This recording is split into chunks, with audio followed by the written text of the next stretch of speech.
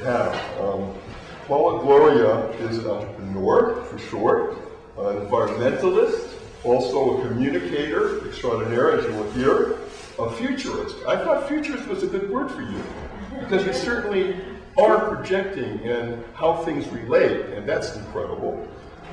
Has her own cable TV show, and we are thrilled to have her here. Would you please give a very warm welcome to Paula Gloria.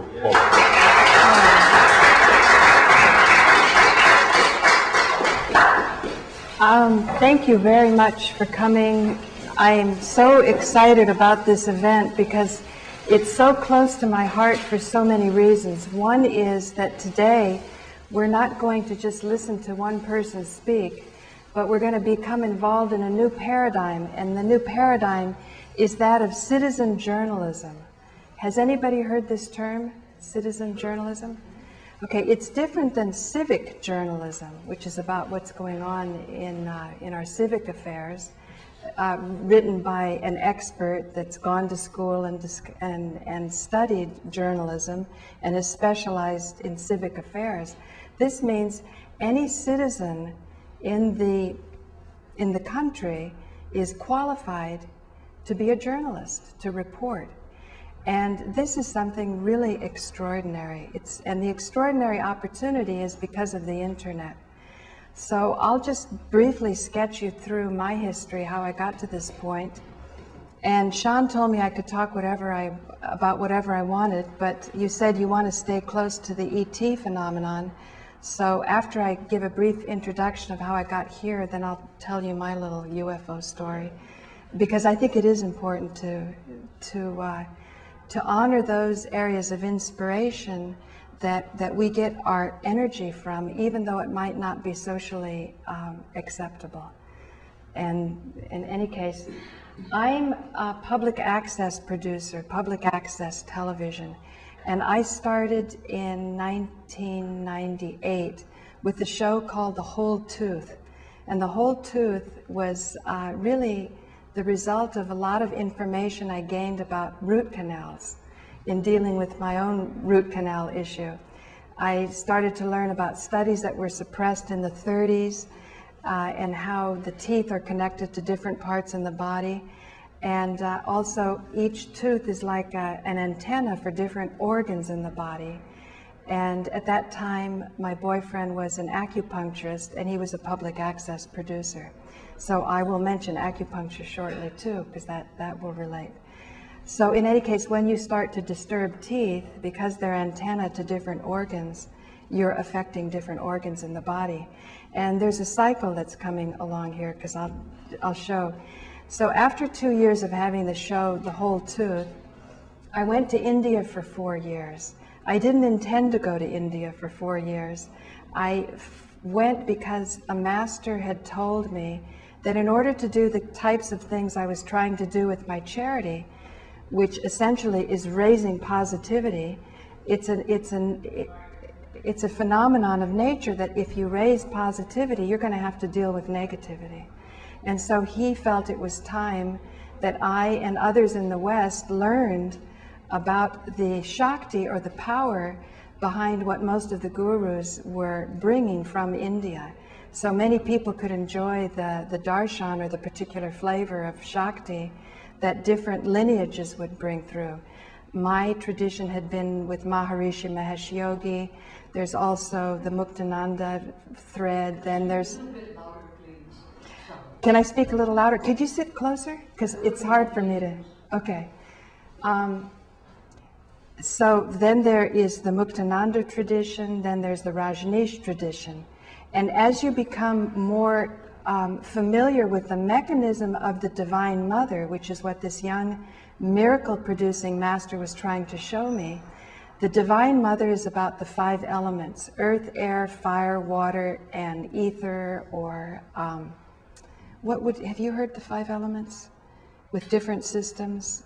Instead of ether, No, would be Akasha? Yeah, Akasha sometimes. The master I studied with called it sky. And what he meant was, if you were on Venus or Mars, you would have a different arrangement of how the elements were affecting you. You know, so it's a very deep phenomenon of looking at the ultimate as something that has to do with the elements or a movement, earth, air, fire, water, ether, and that there's a play with the elements. And so if anyone has ever heard of Buddhists not believing in God, it has to do with an understanding of the elements, and that things are just a play of the elements. Now, it's important to keep this in mind, because later on, when you hear about horrific problems like terrific poisonings that are going on, or pollution that's going on, and you think, oh my God, how can we ever figure this out? Well, Buckminster Fuller was saying anything can be solved. It's just a problem of design, because everything is going to be a function of the elements. Even with the periodic table, you could see it that way. So this is very hopeful. And again, this young master at one point drank a pound of mercury. Now at that time I thought, what a strange thing to drink a pound of mercury. He was always doing these bizarre things. I thought, why to do it? Now that I'm starting to do more work with the 9/11 Truth Movement, and I'm very concerned because they say more people are going to die because of 9/11 and the toxicity in the environment than the people who died on that day. And so when I hear about these firefighters that are coughing up blood and horrible things, I can remember that this master at one time drank a pound of mercury. So there's a model in my psyche somewhere about what can be done. So in any case, that's roughly what I did for 4 years in India. I was being guided to study and to look at something that most Westerners were never guided or encouraged to look at, although they got the benefit of it. They got the benefit through these different masters. So I came home, and at that time there was a movie called What the Bleep Do We Know? And this movie was becoming popular, and I was delighted because many of the people on that movie I had already had interviews with. They were about 7 or 8 years old. So I took my interviews off the shelves, and I said, let me start a new public access TV show, and I'll call it Farther Down the Rabbit Hole, because I felt that at the time that Alan and I did these interviews, we had more of a niche market, and we went into the topics deeper than the movie did. So I was fortunate at Manhattan Neighborhood Network on my weekly show to have an opportunity to go live, to take call-ins. So my format every Wednesday at, I think at that time was at 1 o'clock, from 1 until 1:30, I would play some provocative interview. And at 1:30, I would turn it over to the callers. And it was going great. I got a lot of interesting calls. And then pretty soon I got the crank calls. So remember, you raise the positivity, and then you've got to deal with those repercussions and negativity coming up. It turns out, though, in looking back on it, even those crank calls were valuable because they were waking me up. They say, you know, get with it and address everybody that's here. And if somebody finds this flaky or weird, or it's not addressing their needs, then they wanted to be seen in some way. So I use nonviolent communication to try to figure out what unmet need they may have to have made sort of you know, an unpleasant call. And it got to be fun. I could keep engaging them. So I think the important thing to keep in mind today is to keep engaging, and is to not to disconnect. And sometimes when we think we understand something, we rest so quietly in that model of what we feel is the explanation that we disconnect. So new evidence that comes in, new perspective, it sort of throws us, and we sort of become even more entrenched in our position, because maybe at one time it gave us a lot of comfort, but now, so what we want to do is create connections of empathy and not have people do what we want because of our authority or our willpower to convince them of something else. We want them to do what we want because we think it's a good thing, And we've created a connection of empathy, and they understand why we want whatever it is we want, and they want to do it because they want to do it. And so using this powerful model, we can connect and communicate with anyone, anywhere on this planet or throughout the solar systems and universes. It's just a matter of creating the connections of empathy.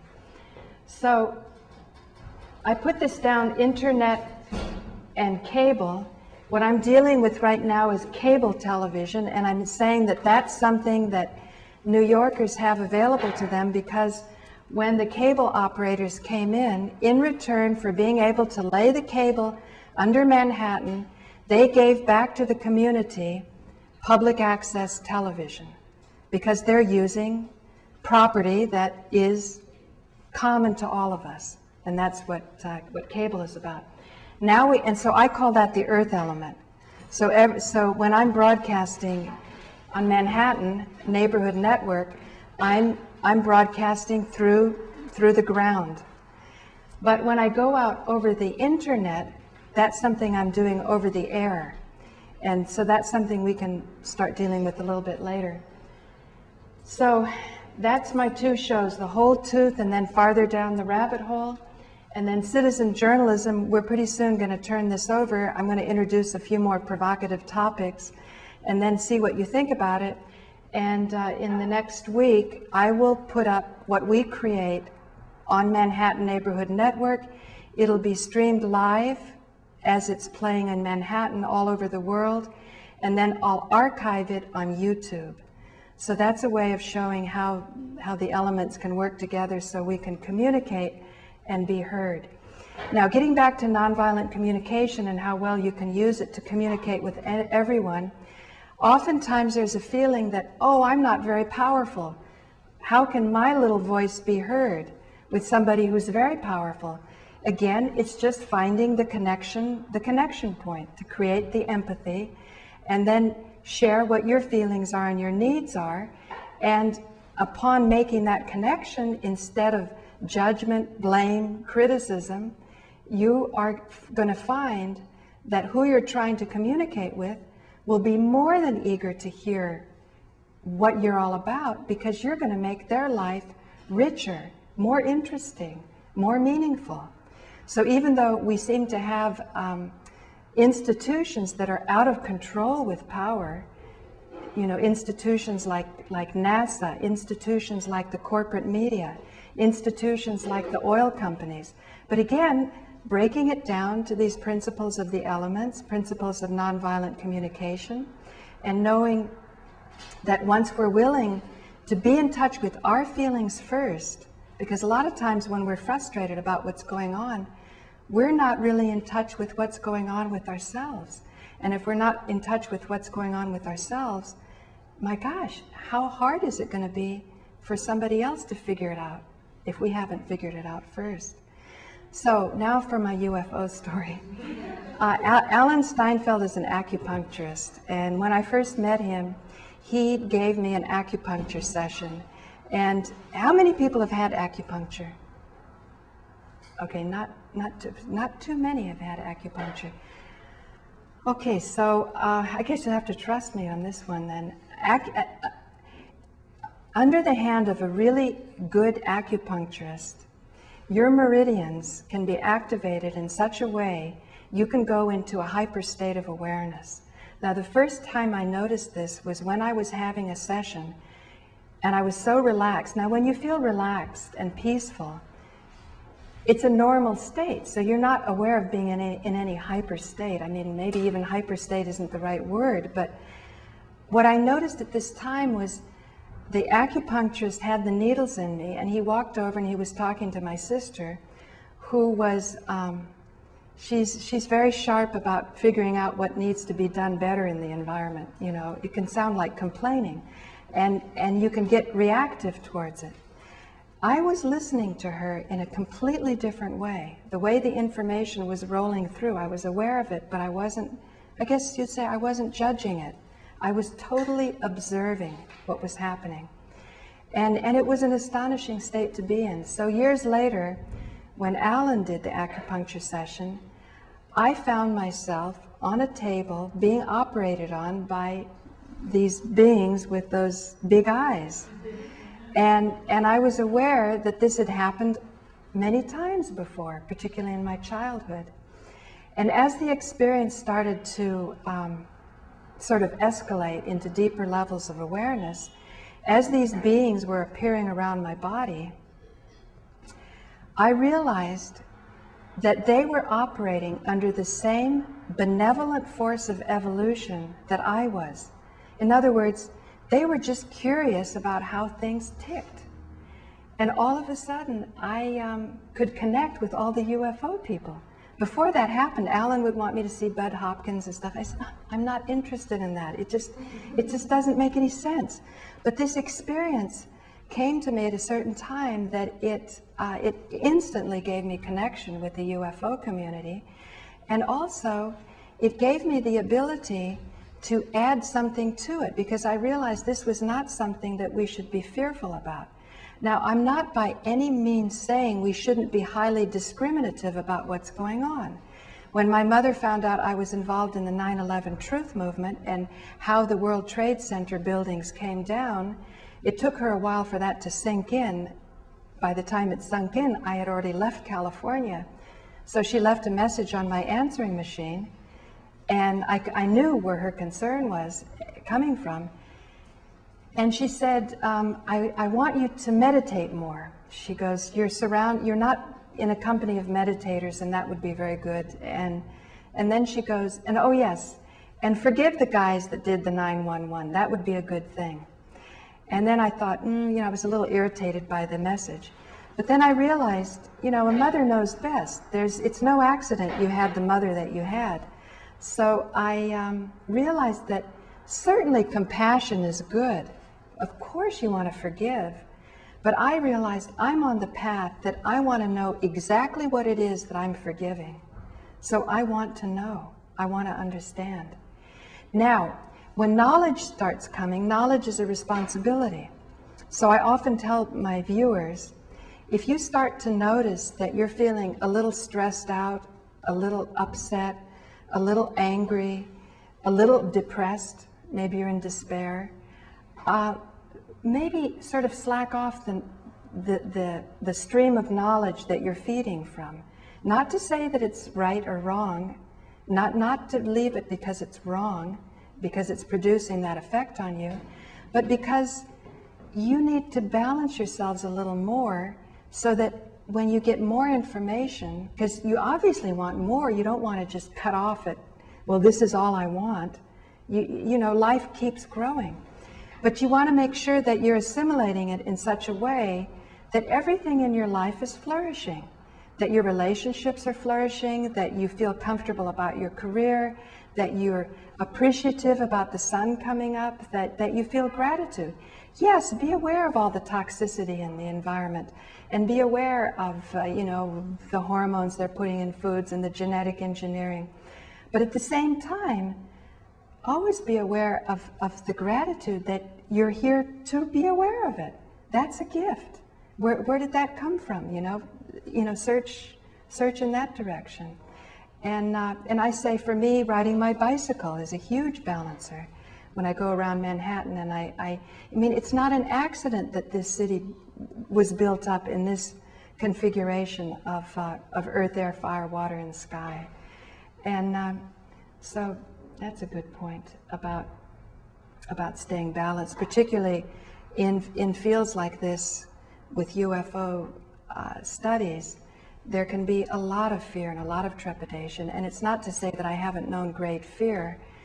I have. When I came back from a long meditation course in India in 1980, about the time Deepak Chopra was coming on the scene, these months of expansion and being on the foam rubber and practicing the levitation technique had brought me to a point that when I came back, I had anxiety attacks before there was even a term anxiety attack. I didn't know what it was. I would wake up in the morning in sheer terror.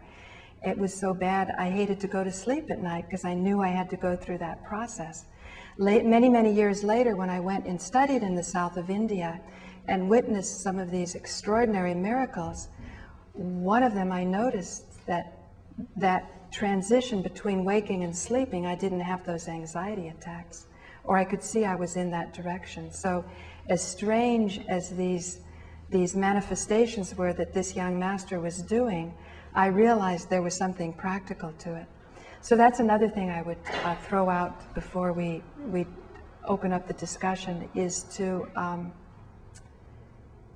pay attention to how things are affecting your body, and trust your body, because I'm going to start to take my show more in the direction of health again, because I feel you wear your philosophy.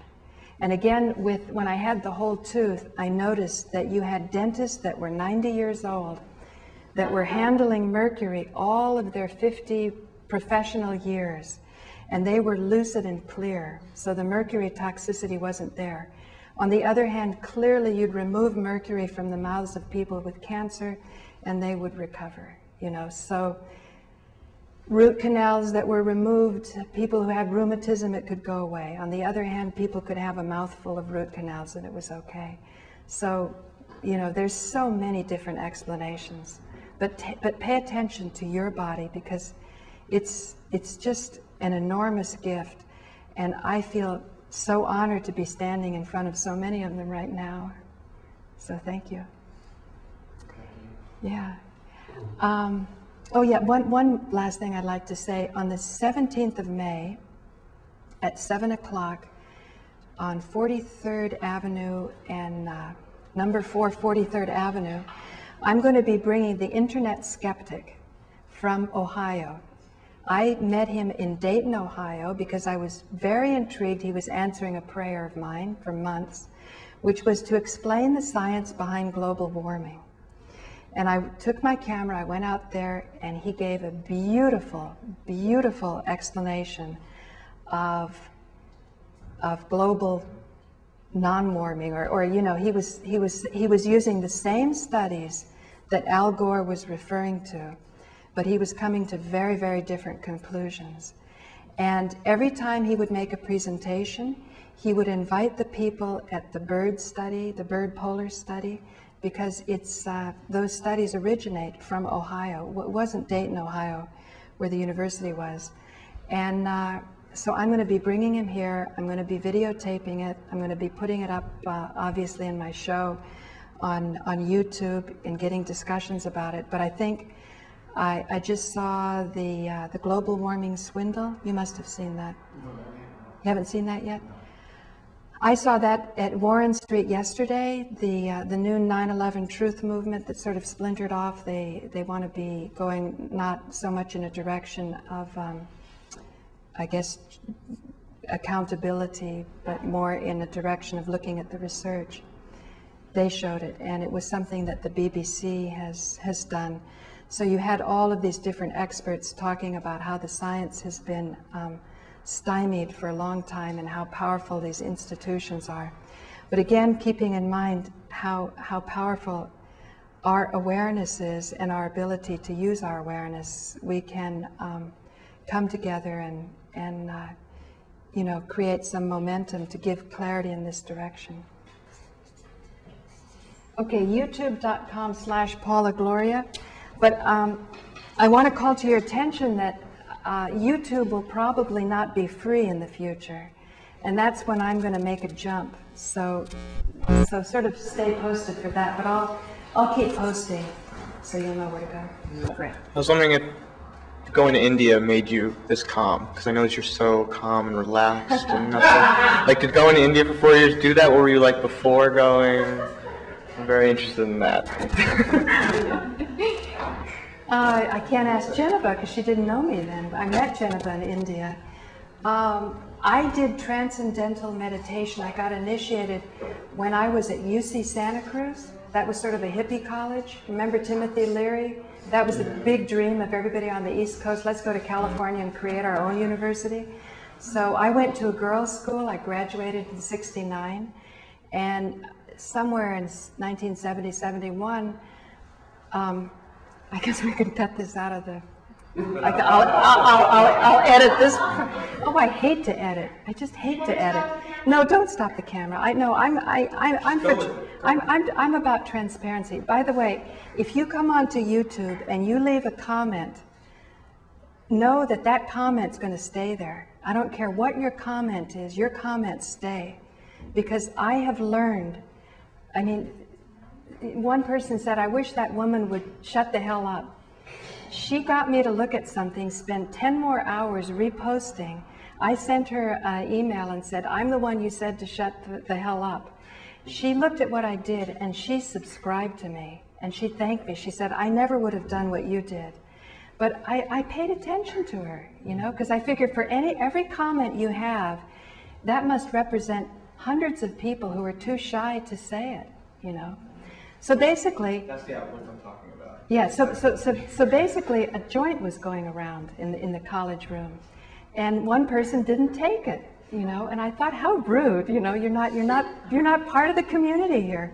And he said the reason he didn't take it was because he had learned transcendental meditation, and if he smoked it, it would ruin his meditation for 2 weeks. And I said, 2 weeks? Wow. So I said, well, you tell your teacher to call me. So I learned because I wanted to have a better high, you know. So after I learned, I was so impressed, you know. I'm sitting there within the next few weeks watching my body sleep, not knowing if my body's more attached to this room or my brother's in the next room. So that would be at about 21 years old when that happened. And then I went and became a teacher of transcendental meditation. And I taught at Fort Sill, Oklahoma. I had a colonel who had been to Vietnam 3 times, and he figured there had to be a better way. I was from Berkeley, so I figured, oh, I'm so advanced. And then when I was on the Army base, I said, who cares more about not going to war except people in the military? Never had people listened to the part of our lecture about world peace more than on that Army base. So after that, I came home. I did other things in the TM movement. And then I started a little wicker furniture store. And then somebody asked me to come to San Quentin prison. He was made a teacher when he was young, and Maharishi asked him not to teach older people. So he wanted to go into San Quentin. Does everybody know what San Quentin is? It's a maximum security prison. And he couldn't find any older teachers who wanted to go into the prison. So he was reduced to a woman, you know, because nobody else would go. So he brought me in. I taught the warden and his wife at first. And then pretty soon I went all over. I went into, they have a place called the Ranch for the cocaine busts, a lot of the drug things. But pretty soon I went in with the serial killers and the, you know, I'd say, gee, that was such a nice guy, you know. I mean, because you've got, you know. And then later on with Marshall Rosenberg, I began to understand we really shouldn't view people in any way, ever put people in a box, because you just never know what somebody's path is, why they're at where they're at. And I hope, again, when I start this lecture series with the global warming, that's going to be my kickoff, that I'm going to go to, I'm going to bring the warden at San Quentin, and I want to bring Sister Helen. She's the one who inspired Dead Man Walking, because punishment never works.